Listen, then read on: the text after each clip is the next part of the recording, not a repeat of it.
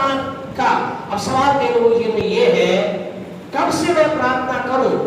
कई लोग सोचते हैं क्या मुझे प्रार्थना करने की जरूरत है, क्या मुझे प्रार्थना करने की जरूरत है, कौन सी स्टेज से, कौन से स्तर से प्रार्थना करना चाहूं? तो एक वचन हमारे साथ निकाले, उत्पत्ति की पुस्तक उसका 4था अध्याय उसकी 26 वर्ष को पढ़े। उत्पत्ति की पुस्तक बाइबल की पहली किताब 4था अध्याय 26वें आयत। हाँ जी। शेत के लिए पुत्र उत्पन्न हुआ, एनोश का नाम। उसी समय से लोग यहोवा से प्रार्थना करने लगे। तो किस समय से प्रार्थना करने लगे? उस समय से जब क्या हुआ? एनोश उत्पन्न हुआ। इसका मतलब क्या है? इसका मतलब इस वचन के गहरा में कई बार वचन को पढ़ा है। इसका मतलब क्या है? इसका मतलब ये है प्यारे परमेश्वर को, जब हम उत्पन्न होते हैं, जिस दिन हम पैदा होते हैं, उसी दिन से हमें क्या करना है? उसी दिन से हमें प्रार्थना करना है। जिस दिन उत्पन्न हुआ, यहाँ पर कोई उत्पन्न हुआ, कोई पैदा हुआ और उसका नाम एनोश रखा गया। एनोश खुशी वाला मेरा नाम लिया जा रहा है। वहां भी एक एनोश था, आज से हजारों साल पहले हुआ था। तो आप पहले एनोश नहीं हो। तो आपसे कहना एनोश यानी उत्पन्न हुआ, जब वहां कुछ उत्पन्न हुआ तो प्रार्थना, आपसे कहना आपको कब प्रार्थना करनी है? किस समय से? जिस दिन आप उत्पन्न होते हैं, जिस दिन आप पैदा होते हैं। अब आप कहेंगे असर ये क्या कह रहे हो, पैदा होते तो हम मामा में माई नहीं बोल पाते, हम कैसे प्रार्थना करेंगे? तो पैदा होने की बात हम कह रहे हैं। और प्रभु के वचन में यूहन्ना 3:3 को पढ़े, प्रभु वचन क्या कहता है? यूहन्ना रचित सुसमाचार उसका 3रा अध्याय उसके 3रे वचन को पढ़े। हाँ जी। उत्तर दिया, मैं तुझसे सच सच कहता हूं। झूठ नहीं कह रहा, यीशु मसीह कह रहा सच और सच कहता हूं। क्या कहता हूं? यदि कोई नए सिरे से न जन्मे, जब मैं कोई नए सिरे से ना जन्मे, परमेश्वर का राज्य देख नहीं सकता। देख क्या परमेश्वर कब से प्रार्थना करना प्रारंभ है? जिस दिन से आप नए सिरे से जन्म लेते हैं, जिस दिन आप। और प्रवचन क्या कहता है? अब आप कुछ कहेंगे क्या जरूरत है मुझे नए जन्म की? तो यहाँ ऐसा लिखा है, यदि कोई नए सिरे से ना जन्मे तो क्या नहीं कर सकता? परमेश्वर के राज्य को देख ही नहीं, प्रवेश की बात को दूर देख ही नहीं सकता, वो उसको देख ही नहीं सकता। तो हमें सबसे पहले आपको और मुझे, हम जो उत्पन्न हो गए उनके लिए प्रेज द लॉर्ड, प्रभु का धन्यवाद। तो हमें उत्पन्न होना है, कैसे? नए सिरे से जन्म लेना है। और जिस दिन हम नए सिरे से जन्म लेते हैं तो आप कहेंगे नए सिरे से जन्म लेने का मतलब क्या है? इसका इसी का 5 में लिखा है, इसी के 5 में खुदा वचन कहता है। यीशु ने उत्तर दिया, सच सच कहता हूं, जल और आत्मा से ना जन्मे। नए जन्म का मतलब है जल से और आत्मा से उत्पन्न होना। आप ये कहना चाहते हैं जल और आत्मा से उत्पन्न होना जरूरी है। जल का मतलब पिता पुत्र पवित्र आत्मा से जल का बपतिस्मा लेना। अब आप कहेंगे जब हम जल का बपतिस्मा लेते तब हम कैसे जन्म लेते हैं? तो जब जल का बपतिस्मा आप लेते हैं तब एक बात कही जाती है, घर जाकर आप रोमियो के 6 अध्याय को पढ़ना, वहां बपतिस्मा के बारे में लिखा है। क्या लिखा है? कि जितने लोगों ने मसीह यीशु में बपतिस्मा लिया है वो क्या है? वो संसार के लिए मरने हैं और प्रभु के लिए जी गए। तो आपसे कहे जल से जन्म लेने का मतलब ये है, जब एक व्यक्ति जन्मे जाकर क्या कहता है? कहता है अब मैं संसार के लिए मर चुका हूँ, संसारिक बातों के लिए मर चुका हूँ, मेरा पुराना मनुष्य मर गया है। और जो ही वो बाहर आता है तो क्या कहता है? अब मैं मसीह के द्वारा नया बन गया हूँ। जब आप नए बन गए हैं, जब आप नए बन जाते हैं, आपसे कहना चाहते हैं नए व्यक्ति के पास कोई क्वेश्चन मार्क नहीं होता। नए व्यक्ति के पास अपनी कोई क्वेश्चन मार्क इच्छा नहीं होती। फिर उसे क्या करना है? फिर उसे वो करना है जो प्रभु कहता है या प्रभु का वचन कहता है। फिर ये सवाल नहीं है। फिर कई लोग बपतिस्मा ले लेते हैं यीशु के द्वारा। ये जल से जन्म लेने का मतलब पिता पुत्र पवित्र आत्मा के बपतिस्मा लेकर के आगे बढ़ना। आत्मा जन्म लेने का मतलब है हमारे हृदय में यीशु को ग्रहण करना। तो हम जब यीशु को ग्रहण कर लेते हैं, नए जन्म को प्राप्त कर लेते हैं, आपसे कहना चाहते हैं आप क्या बन जाते हैं? नए जन्मे हुए बालक और बालिका, नए जन्मे बेटा और बेटी बन जाते हैं। फिर आपके पास सवाल, फिर उसके बाद आप ये ना पूछे क्या मैं ये मिठाई खा सकता हूँ, ये खा सकता हूँ क्या, वो पहन सकता हूँ क्या, ये बांध सकता हूँ क्या? आपसे कहे there is no question in your must be in your life. आपके जिन पे सवाल हो रहे हैं क्योंकि आप क्या है? नए हैं। आप नए हैं। बच्चा बोलता है कि छोटा बच्चा कि क्या मैं ऐसा कर लूं, उसे क्या जैसा उसके माँ बाप टीच करते हैं वैसा ही सीखता है। जैसा उसे चलाना सिखाते वैसा वो चलता है। कई उंगली पकड़ के चलना सिखाते हैं, कई लोग उसे दूर से ऐसे अलग अलग तरीके से गाइड सिखाते, हम कहें हमें भी क्या करना है, फिर उसके बाद आप पता नहीं, हमें नहीं मालूम है क्यों कि लोग सवाल करते हैं, क्या मैं ये कह आपको वो चीजें आपके जीवन का हिस्सा नहीं है हमारे लिए। हम नए बन गए, नए जन्मे। तो आप जिस दिन से नए जन्मे, अर्थात जिस दिन आपने प्रभु यीशु मसीह के पिता पुत्र आत्मा का बपतिस्मा जल से बपतिस्मा लिया, आपने यीशु ग्रहण किया, सेम डे उसी दिन से क्या करना है, आपको प्रार्थना करना प्रारंभ करना है। कई लोग कहते हैं हमें तो प्रार्थना करना नहीं आती, ये कोई हमारा एक्सक्यूज नहीं है, ये हमारा बहाना नहीं है, हमें उसी दिन से प्रार्थना करना चालू करना। प्रार्थना क्या है? प्रार्थना का मतलब परमेश्वर से बातचीत करना। आपको बातचीत करना आता है? आता है? एक्सपर्ट है, बहुत अच्छी तरह आता है, एक्सपर्ट है। आप उनमें क्या बात करने में एक्सपर्ट है, बस बात करने को। कई बार ऐसा होता है, कई लोग उन्हें कहते हैं प्रार्थना की बात होती है तो बात थोड़ा सा हो रहता है, दूसरी बात होती है उन्हें बोलना पड़ता है, भैया थोड़ा रुकिए, हम काफी बोल रहे हैं, थोड़ा सा रुकिए।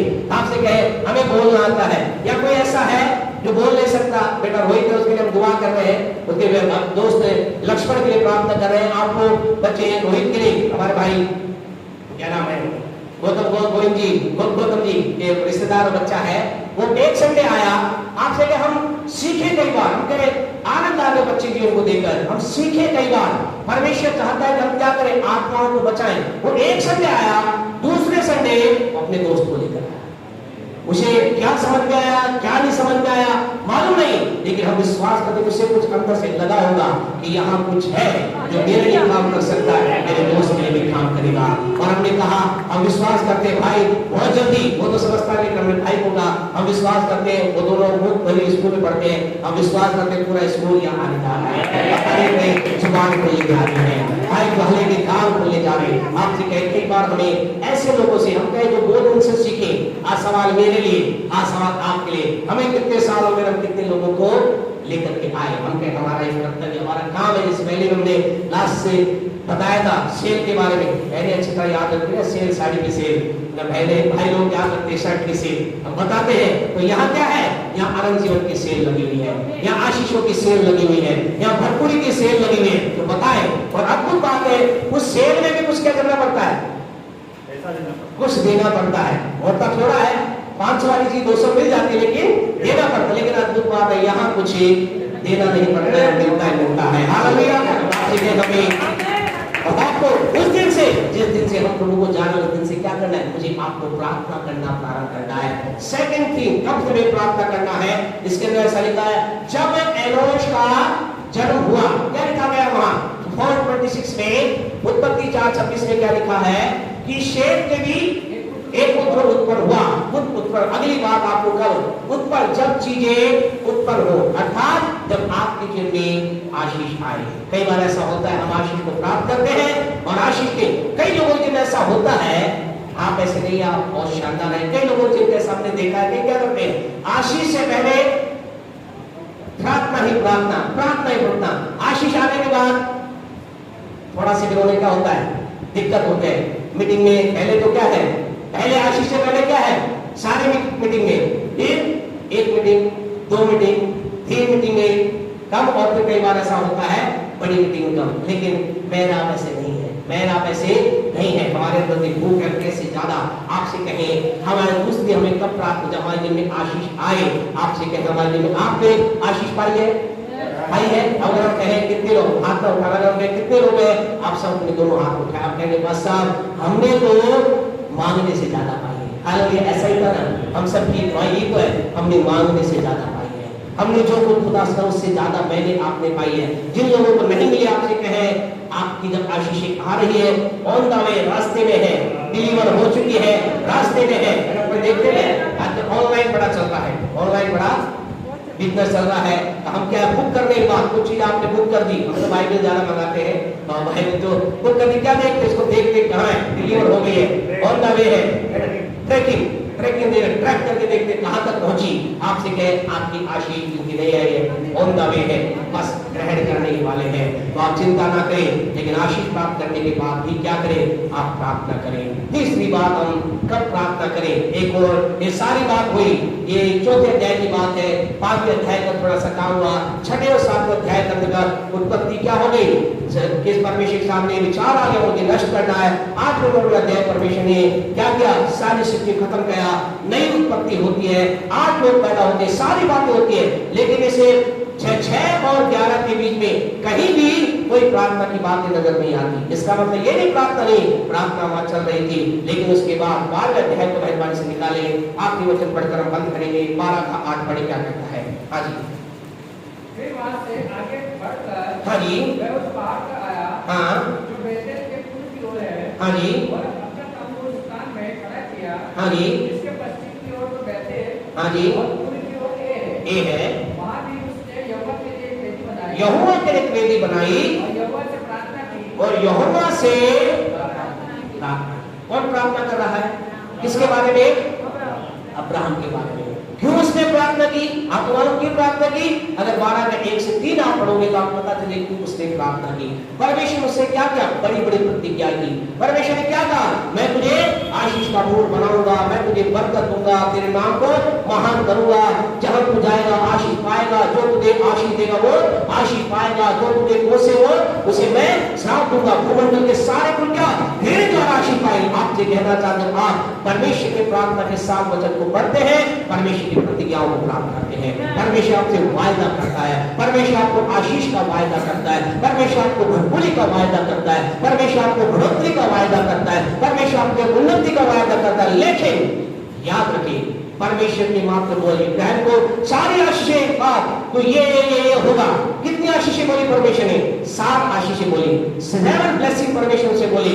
लेकिन आपसे कहना चाहते हैं, आपको शायद आपको मुझे आज कितने करीब 30,000 से ज्यादा प्रतिज्ञाएं परमेश्वर ने आपसे मुझसे की हैं। लेकिन आपसे कहना चाहते हैं, इन आशीषों का अपने जीवन का भागीदार होने के लिए अब्राहम ने क्यों प्रार्थना की। उसे मालूम था कि परमेश्वर कहने मात्र से काम नहीं चलेगा, मुझे क्या करना है, मुझे परमेश्वर के साथ प्रार्थना में समय बिताना है। यहाँ क्या लिखा है, और वहां भी हम कई लोग सोचते हैं 12 के 8 में शायद इब्राहिम ने पहली बार प्रार्थना नहीं, पहली बार प्रार्थना नहीं की।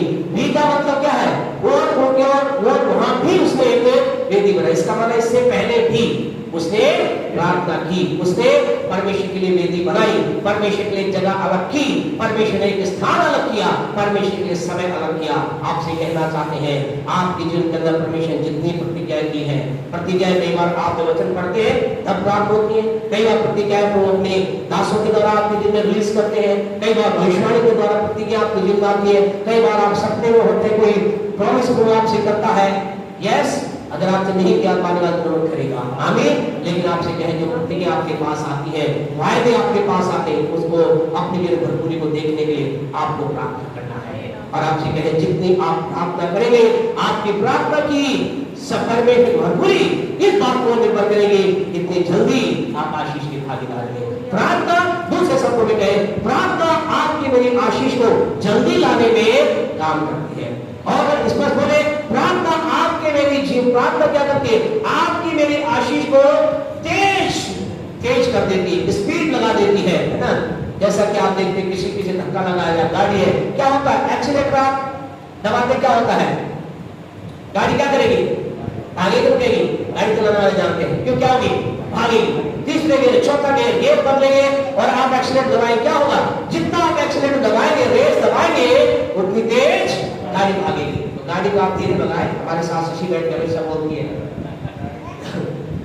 गाड़ी क्या करे, गाड़ी धीरे चलाते हैं, लेकिन कभी भी होता है ना, धीरे धीरे हम गाड़ी में धीरे चलाएं, आशीष और प्रार्थना में जितना अधिक आप उस एक्सीलेटर को दबाएंगे, अर्थात जितना अधिक प्रार्थना का एक्सीलेटर दबेगा, आशीष को अपने नजदीक आप रखेंगे। आपसे कहना, आपके जीवन के लिए आशीष प्रभु ने तैयार करके रखी है। हमारे लिए कह सकते हैं वहां आशीष है, हमें क्या करना है, कितनी जल्दी उस आशीष को प्राप्त करेंगे, जितनी तेज दौड़ करके हम जाएंगे। और तेजी कैसे, तेज दौड़ी क्या कैसे होती है, वो दौड़ होती है प्रार्थना से। आप कितनी जल्दी प्राप्त करना चाहते हैं, कई लोग मेरे पैसा आज ही रात प्राप्त करना चाहते हैं, बैठ जाना प्रार्थना में। हालेलुया। सुबह शायद कई लोगों को फोन आएगा, शायद 4 बजे फोन आए, कर देना, कोई बात नहीं। कई बार ऐसा लगता है ऐसा सो रहे होंगे, जाल में वो करेंगे, कर देना कोई बात नहीं। कहीं कहेंगे पास्टर क्या हुआ, अरे फोन आया है, बड़ा ऑर्डर आया है, बड़ी आशीष आई है, बड़ी बरकत आई है, क्या हुआ, मैं रात भर खुदा की उपस्थिति में बैठा, खुदा ने चमत्कार कर दिया। आपसे कहे आशीष की प्रतिज्ञा है, परमेश्वर की प्रतिज्ञा को पूरा करने का हाथ, जो पूरा करने की जो चाबी है किसके हाथ में है? बोले मेरे हाथ में, मेरे हाथ में, आपके हाथ में है, और वो है चाबी है प्रार्थना। परमेश्वर आपको आशीष दे, परमेश्वर आपको बरकत दे। 5 मिनट लेट हुए, ज्यादा नहीं हुए, दुआ करें, खड़े हो जाए मेहरबानी से। Thank you Jesus, hallelujah. पिता हम धन्यवाद देते हैं जो मुझे प्रार्थना के साथ हमें शरीर को बढ़ा रहे हैं, हमें प्रार्थना की बातों को समझ कर जब आगे बढ़ते हैं, हमारी मदद आप कर रहे हैं कि हम इन बातों के द्वारा आपकी महिमा कर सके। यीशु के नाम से मांगते हैं, आमीन। हमारे परमेश्वर का प्रेम, परमेश्वर का अनुग्रह, पवित्र आत्मा के सहभागिता से लेकर यीशु के से आगमन तक हमारे साथ और संसार के तमाम विश्वासियों के साथ बनी रही। आमीन, आमीन। और